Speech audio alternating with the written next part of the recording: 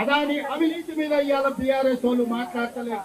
అందుకే ఇవాళ ఈ వేదిక మీద నుంచి చంద్రశేఖరరావు గారిని, హరీష్ రావు గారిని, తారక రామారావు గారిని, కల్వకుంట్ల కవితను నేను అడుగుతున్నా, మీరు ఎవరి వైపు? మీరు ప్రజల వైపా లేకపోతే అదాని ప్రధాని వైపా? ఈ రోజు పార్లమెంట్ లో మీ విధానం ఏంది?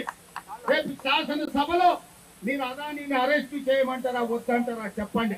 గల్లీలోనేమో దోస్తి, ఢిల్లీలోనేమో అదానితో కుస్తీ పడుతున్నది.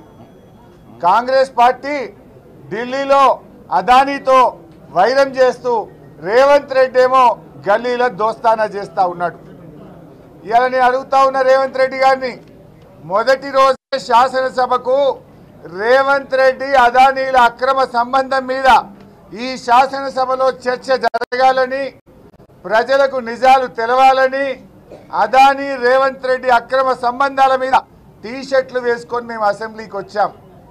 దానికి భయపడిపోయిన రేవంత్ రెడ్డి గారు మమ్మల్ని శాసనసభలోకే రానియకుండా అడ్డుకున్నాడు. ఇవాళ రాజ్భవన్కు ఏం మాట్లాడుతున్నాడు?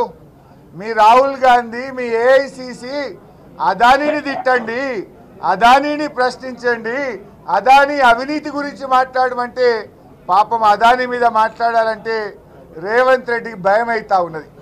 అదానీ మీద ధైర్యం జాలతలేదు మాట్లాడడానికి. రాజ్భవన్ ముంగటపై కూడా